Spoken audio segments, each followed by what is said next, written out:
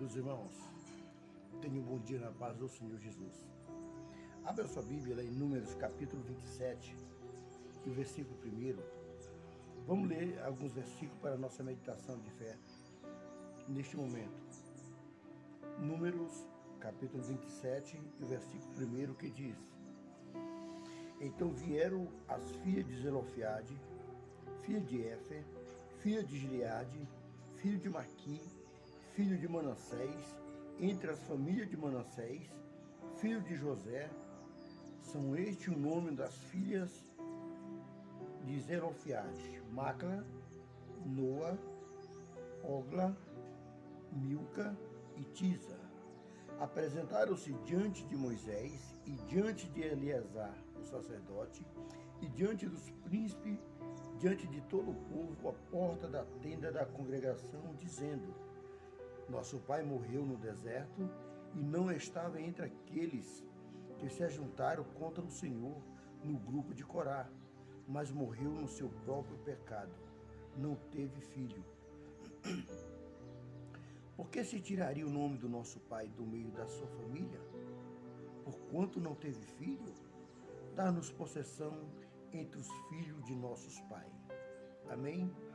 Para essa leitura não ficar muito extensa, vamos estar meditando nessa manhã sobre as filhas de Zelofeade. A Bíblia conta, a Bíblia narra a história de quando Deus fala para Moisés levantar o censo de Israel. E ele começou a levantar o censo de todos os patriarcas que ia receber a possessão por herança. E a Bíblia vai narrar a história dessas moças, dessas cinco mulheres que traz grandes reflexões para nós no dia de hoje, 5 mulheres que vai trazer grandes lições para a nossa vida até o dia de hoje. Lições essas, lições espirituais. Então nessa manhã eu quero chamar você para meditar sobre as 5 lições das filhas de Zelofeade, tá? Qual a primeira lição? Elas foram determinadas. Seja determinado no que Deus tem para você. Qual é a promessa que Deus tem, que Deus prometeu para você e você deixou a desejar? Muitas vezes nós esquecemos da promessa de Deus nas nossas vidas. Só que Deus prometeu e Ele quer cumprir. E muitas vezes Ele está precisando de uma ação nossa, da nossa vida, sabe, de uma determinação que nós possamos alcançar o objetivo que Ele tem preparado para nós. Qual foi a determinação? Elas não aceitaram apagar o nome do seu pai da história de Israel. Vamos ver aqui no versículo 4 que ela diz: Por que tiraria o nome do nosso pai do meio da sua família? Porquanto não teve filho, dar-nos a possessão entre os irmãos do nosso pai. Por que tiraria o nome do nosso pai? A Bíblia vai relatar porque ele morreu no seu próprio pecado. Qual foi o pecado que esse homem cometeu? A Bíblia vai relatar que o pecado que ele cometeu foi porque ele não tinha um filho do sexo masculino. Então, nesse momento, as filhas não poderiam receber a sua possessão de direito. Tá? Vejamos, vamos estar meditando sobre as lições dessas moças, lições que ela traz para nós até hoje. Mas o que me chama a atenção nesse momento de mais uma lição de vida, que eu posso perguntar para você: qual é o relacionamento que você tem com teus filhos? Qual é o relacionamento que você tem de pai para filho? Para que no momento como esse, eles possam estar reivindicando o seu direito de pai. Qual a lição que você tem deixado para os teus filhos? Tá? Então, qual foi a segunda lição que ela nos traz? Elas reivindicaram o seu direito. Agora imagina só, essas moças, elas nasceram no deserto, algumas delas nasceram ainda no Egito, elas presenciaram durante 42 anos no deserto, elas começaram a chegar próximo da promessa que foi prometida por seu pai, e elas viram a sua bênção sair das suas mãos. A Bíblia fala que quando elas começaram a ouvir o censo dos filhos de Israel que ia receber a sua herança na terra prometida, elas não viram o nome do seu pai. Então elas tiveram grandes atitudes Qual é a atitude que você tem diante das dificuldades, diante de tanta tempestade que acontece nas nossas vidas? Se ela tivesse ficado parado, se ela tivesse ficado parada só olhando para a lei, ela não tinha alcançado o objetivo tão esperado que era viver numa terra que mana leite e mel. Então, quando elas observaram o nome do nosso pai não está na lista, elas não ficaram choramingando, conversando entre as amigas, murmurando. Elas tomaram uma posição. Qual é a posição que nós temos que tomar? Procurar o homem de Deus, o responsável pela nossa vida espiritual. A pessoa que está ali pronto sempre para nos orientar para a nossa vida espiritual, que a nossa vida hoje é a Canaã celeste. Naquela época, eles estavam lutando pela Canaã, a terra que manava leite e mel. Então vamos lá para a terceira lição. Elas pediram para levar a causa delas perante a Deus. Será se tu tem levado a tua causa perante o Senhor? Será se as tuas causas tu está levando só diante dos teus amigos, que muitas vezes não é o teu amigo, que a maioria das vezes ele vem para te destruir? Tu estás levando a tua causa perante o Senhor? A Bíblia relata que quando aconteceu tudo aquele acontecimento, elas não ficaram de braços cruzados, elas procuraram Moisés. Eu não sei se você entende direito, mas essa passagem é muito linda, porque quando o sogro de Moisés chegou até no deserto, até Moisés, falou para ele: Moisés, o que está acontecendo? Desse jeito vai desfalecer o povo. Chama pessoas para ajudar a julgar o povo, Moisés. Vai lá, procura pessoa para julgar cabeça de tribo, para julgar milhares, centenas, dezenas, para te ajudar. Então, nesse momento, ele já estava organizado. Não era qualquer causa que chegava até o Moisés. Então a Bíblia vai nos relatar que uma causa para chegar até Moisés, ele tinha que passar primeiro pelos 70 príncipes. Se os 70 príncipes não resolvessem a sua causa, essa causa ia ao sumo sacerdote, que era Eleazar, filho de Arão, porque nesse momento Arão já tinha morrido. Se Eleazar não resolvesse a questão, aí sim que ia até Moisés. Só que para essa causa chegar até Moisés, tinha que ter um agendamento, tinha que ter uma senha. Só que a Bíblia não relata que ela cumpriu esse passo a passo. A Bíblia fala que ela foi direto até Moisés, foi direto com quem poderia resolver o seu problema, sabe? Creio que ela chegou no momento de desespero, ela chegou para os 70 anciões, pelos 70 príncipes, e ela quebrou a regra, quebrou o protocolo, ela passou por eles. Chegou até o sacerdote, ele passou por ele, foi diretamente a Moisés. E chegou lá, ela falou: Moisés, por que tiraria o nome do nosso pai da herança? Moisés fala para ela assim: olha, é a lei. É engraçado a gente meditar nessa palavra, porque ele fala, muitas vezes, vamos conjecturar o que aconteceu naquele momento. Ele fala, é a lei. Creio eu que ela perguntou: Moisés, quem fez a lei, Moisés?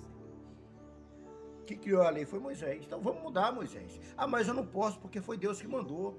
Disse: Moisés, leva a nossa causa perante o Senhor, e ele vai falar. É uma palavra muito maravilhosa, porque elas pedem: leva a nossa causa perante o Senhor. E ele levou a causa perante o Senhor. Então, qual é a terceira lição que nós vamos falar? É sobre aleluias, Pai. Então ela leva a causa perante o Senhor. Agora imagina só. Até naquela época, só quem poderia levar uma causa perante o Senhor era o sumo sacerdote.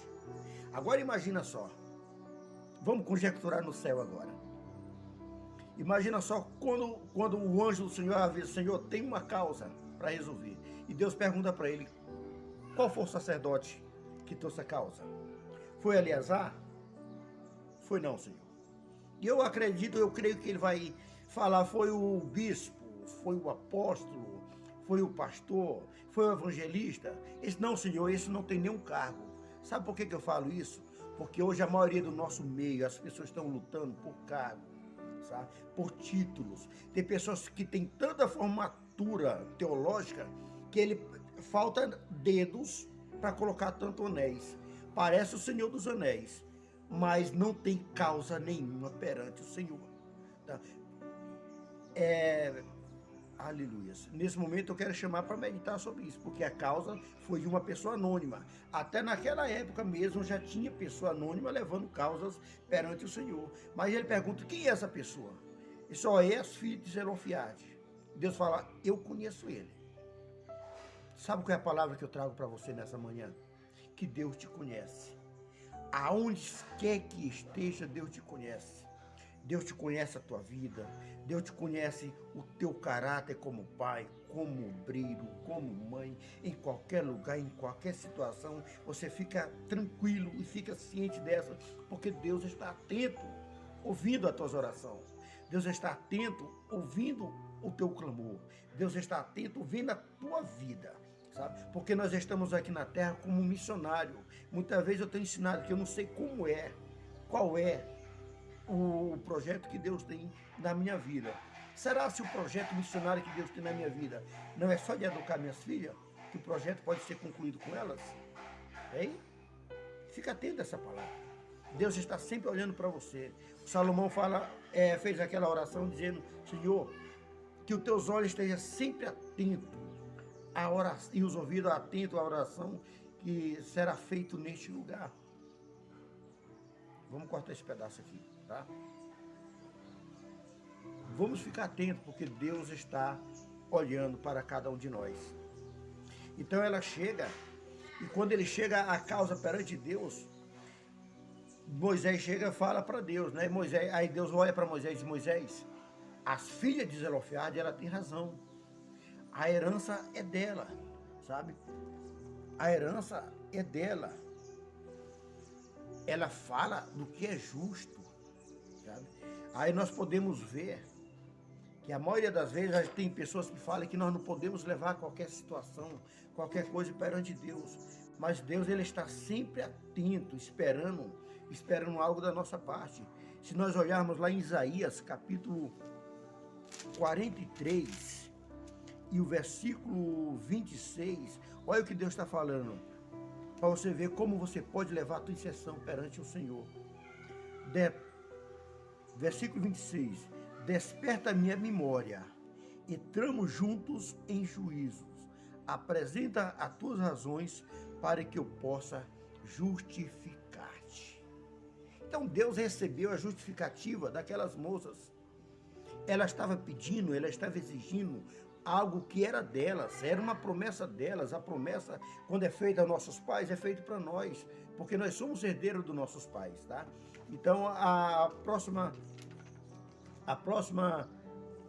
lição que eu quero falar nesse momento é, elas lembraram a Josué da sua herança.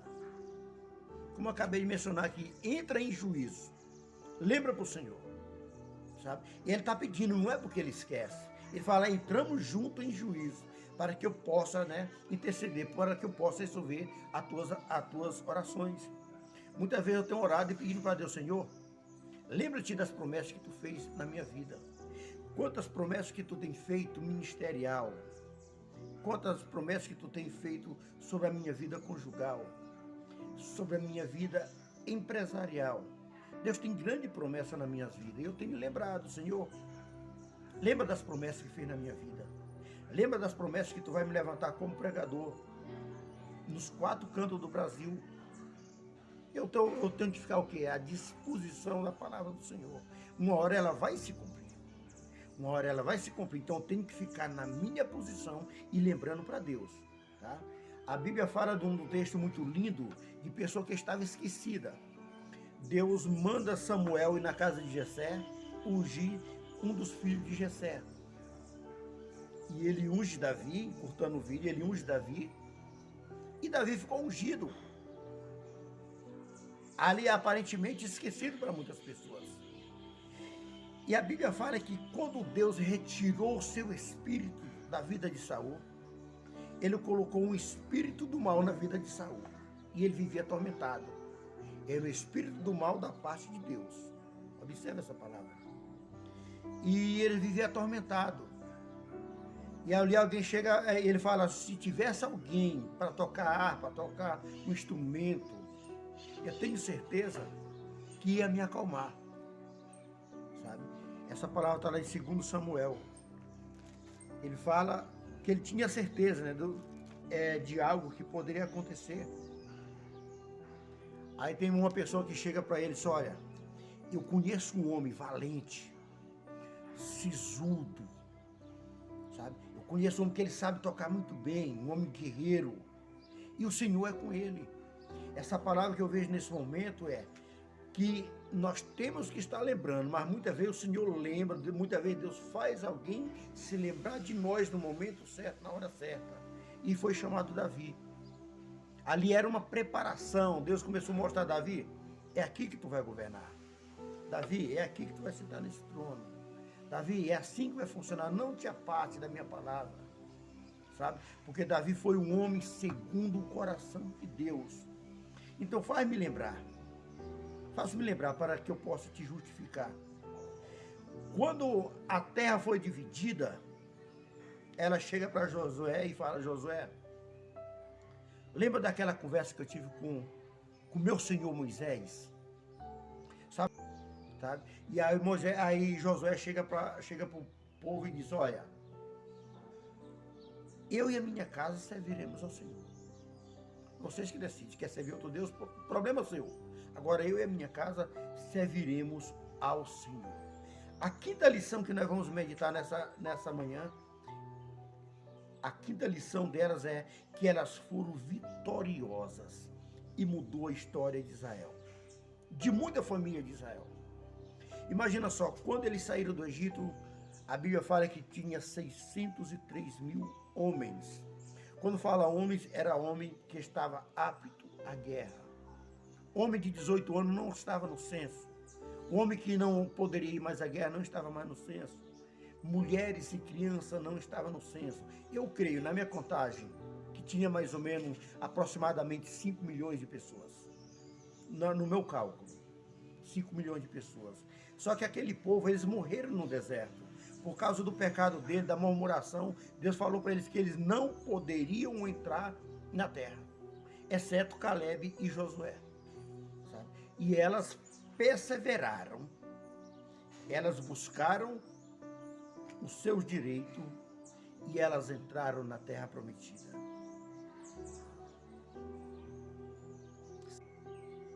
Será se tu estás na caminhada? Será se tu está apta a entrar na Canaã Celeste? Eu convido você para meditar nesse momento.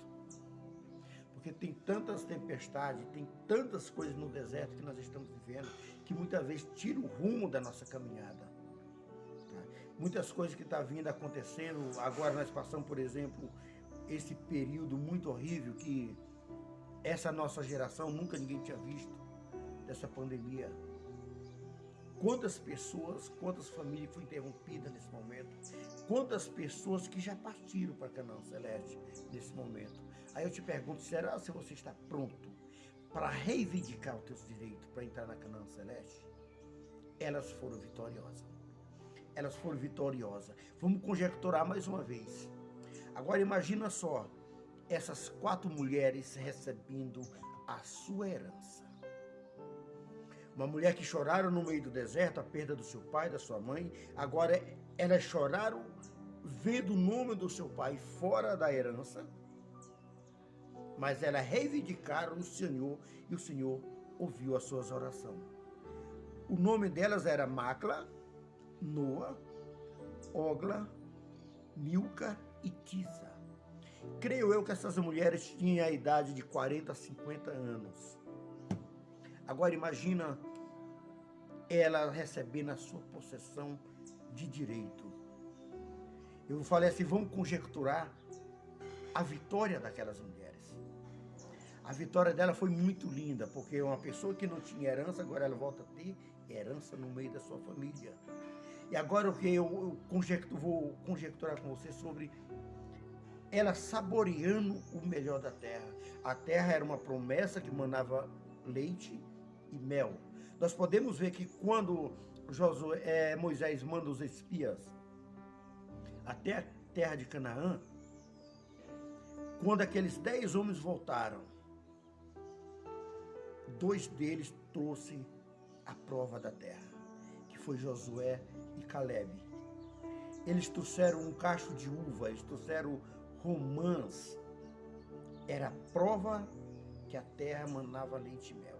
Agora imagina só essas mulheres saboreando aquela uva. Imagina só a máquina conversando: Ogla, qual o sabor que você está comendo aqui? Agora a Milka olhando de uma para outra, toda saboreando aquele fruto delicioso. Ela não conhecia aquele sabor, porque lá no deserto, porque lá no Egito, ela só comia aquele pão seco, meu Deus do céu. Comida de escravo. Agora ela estava saboreando. É a palavra que eu tenho para você nessa manhã. Saboreie o melhor. Saboreie o melhor que Deus tem para te dar. Para de viver querendo comer em qualquer lugar. Hoje nós vemos as igrejas, pessoas buscando alimento profético numa igreja A, na igreja B. Ei, fica com o melhor. Fica com o melhor que Deus te deu. Essa daqui é uma promessa, fica com o melhor. Fica com o melhor que ela te dá, ela te proporciona. Para de estar buscando alimento em qualquer lugar. O alimento Deus já nos deu. Tá? Tenha sempre essa palavra nas tuas mãos. Como Deus falou para Josué, não se afaste dessa palavra, medita nela de dia e de noite. Deus me chamou para uma missão. E eu estou começando. Muitas vezes você vai ver um monte de falha. Não sou profissional, não sou pregador. Não tenho ainda os equipamentos para fazer essas gravações. Mas esse projeto que Deus me chamou, projeto missionário, se você curtir esse vídeo, se você comentar, você está sendo missionário juntamente comigo. Tá? Eu tenho certeza que Deus vai abençoar a sua vida e que você vai tirar lições de vida nesta palavra. Fica com essa palavra e que Deus te abençoe no nome do Senhor Jesus.